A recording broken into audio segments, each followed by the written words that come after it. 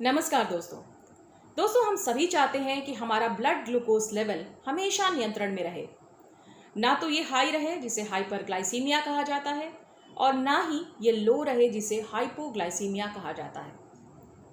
Diabetes एक ऐसा lifestyle metabolic disorder है जो कि हाई ब्लड शुगर के कारण पैदा होता है।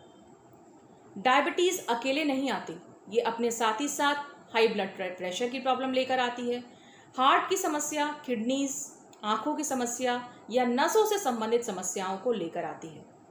इसलिए ये बहुत ज़रूरी है कि हम डायबिटीज़ से बचें और अगर डायबिटीज़ हो चुकी है तो इसे पूरी तरह नियंत्रण में रखने का प्रयास करें।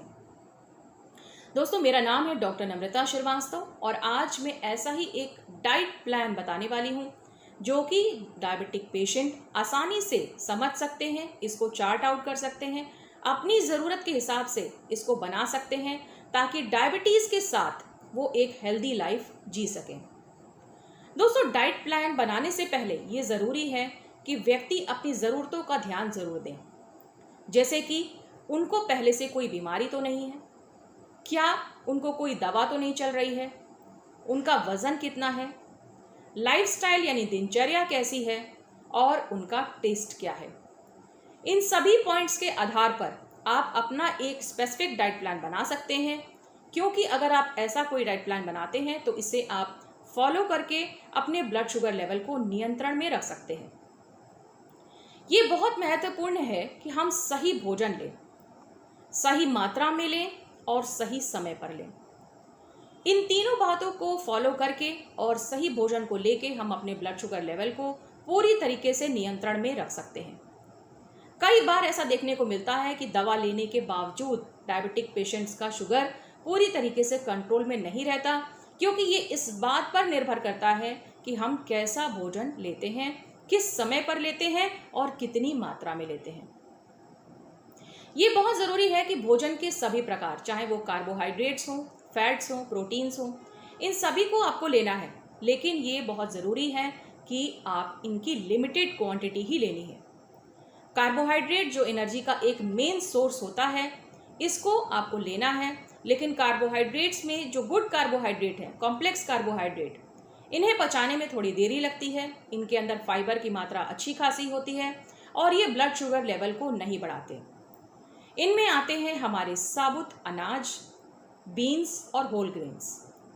साबुत अनाज की अगर बात की जाए तो व्हीट यानी चोकर वाली रोटी, ब्राउन राइस और बीन्स यानी दालें, लेंटिल्स, ये आपके लिए ज़्यादा फायदेमंद है।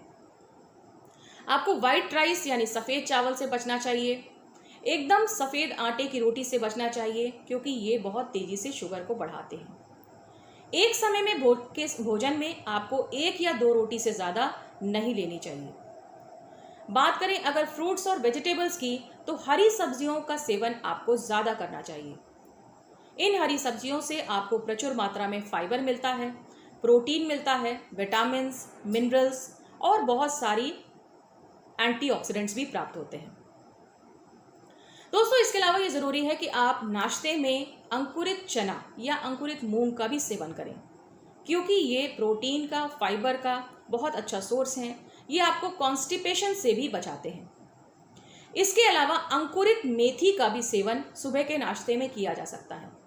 दोस्तों, मेथी, जैसा कि हम सभी लोग जानते हैं कि शुगर के पेशेंट्स के लिए काफ़ी फ़ायदेमंद होती है और इसका एक लैक्सेटिव इफेक्ट भी होता है, यानी ये कॉन्स्टिपेशन होने से भी रोकता है। इसके अलावा क्विनोवा एक बहुत अच्छा हेल्थ का ऑप्शन है, खासतौर से डायबिटिक्स पेशेंट्स के लिए, क्योंकि ये एक सुपर फूड है। दोस्तों, क्विनोवा आजकल इजीली अवेलेबल है इंडिया में भी और इसे सिंपली उबालकर, पानी के साथ उबालकर प्रयोग किया जा सकता है। इसके अंदर बहुत ज़्यादा मात्रा में प्रोटीन होता है, फाइबर होता है और बहुत ही फ़ायदेमंद होता है शुगर पेशेंट्स के लिए। दोस्तों, दालों की अगर बात करें तो आधे कप दाल से करीब 9 ग्राम प्रोटीन तक मिल सकता है। इसलिए विभिन्न किस्म की दालों को अपने डाइट में ज़रूर इस्तेमाल करें। इसके अलावा ये ज़रूरी है कि सफ़ेद चीनी से बनी हुई चीज़ें जैसे कि कैंडीज़, पेस्ट्रीज़, आइसक्रीम्स, टॉफ़ी, इन सब चीज़ों से बचा जाए, क्योंकि ये चीज़ें बहुत तेज़ी से शुगर को बढ़ा देती हैं। दोस्तों, आजकल कोल्ड ड्रिंक्स पीने का बहुत ज़्यादा चलन है और ये शुगर के पेशेंट्स के लिए किसी भी लिहाज से फ़ायदेमंद नहीं है। स्पोर्ट्स ड्रिंक्स हो गया, एनर्जी ड्रिंक्स हो गए, ये भी शुगर को बहुत तेज़ी से बढ़ाते हैं। आप किसी भी प्रकार का जूस का सेवन करने से बेहतर होगा कि उस फल को साबुत रूप में खाएं, यानी उसकी स्किन के साथ उसको खाएं। फ्रूट्स के साथ नियम यह है कि आप उसे सीमित मात्रा में लें। आप किसी भी फ्रूट का सेवन कर सकते हैं, लेकिन ध्यान रहे कि अगर आपका पूरी तरीके से शुगर कंट्रोल है तभी फ्रूट्स का सेवन करें, और हमेशा सीमित मात्रा यानी कि छोटी क्वांटिटी में ही इसको लें।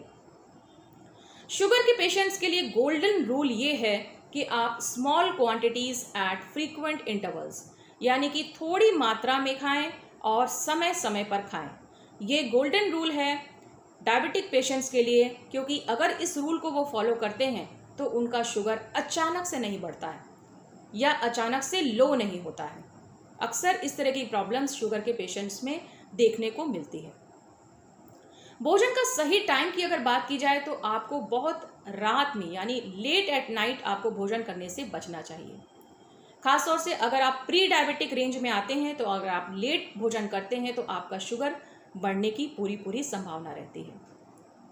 सोने से करीब 3 घंटे पहले आपको अपना भोजन ज़रूर कर लेना चाहिए।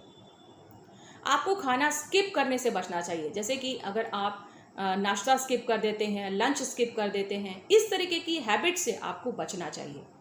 क्योंकि जब आप दूसरी बार खाते हैं, नेक्स्ट टाइम खाते हैं, तो आप निश्चित तौर पे थोड़ा ज़्यादा खाएंगे और ऐसा करने से आपका ब्लड शुगर लेवल हाई हो जाएगा। इसके अलावा ये ज़रूरी है कि अपनी लाइफस्टाइल में एक्सरसाइज को शामिल किया जाए, क्योंकि किसी भी प्रकार की फिजिकल एक्टिविटी को करने से आपका शुगर लेवल कंट्रोल में रहता है। ये थी कुछ महत्वपूर्ण चीज़ें या महत्वपूर्ण बातें जो आपको डाइट प्लान बनाने से पहले ध्यान में रखनी चाहिए। और ऐसा ही एक डाइट प्लान अगर आप अपने लिए बना रहे हैं तो ये बहुत ज़रूरी है कि इस डाइट प्लान को आप स्ट्रिक्टली इसको फॉलो करिए। ये ज़रूरी नहीं कि आप घर में हैं तो इसको फॉलो कर रहे हैं, लेकिन आप बाहर कहीं खाना खाने जाते हैं या किसी पार्टी में जाते हैं तो आप इस रूल को भूल जाते हैं।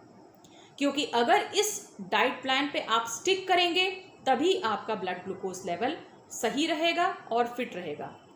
कोशिश ये भी कीजिए कि आप कितने कार्बोहाइड्रेट ले रहे हैं इसको हमेशा ध्यान में रखिए और मात्रा हमेशा फिक्स रखिए।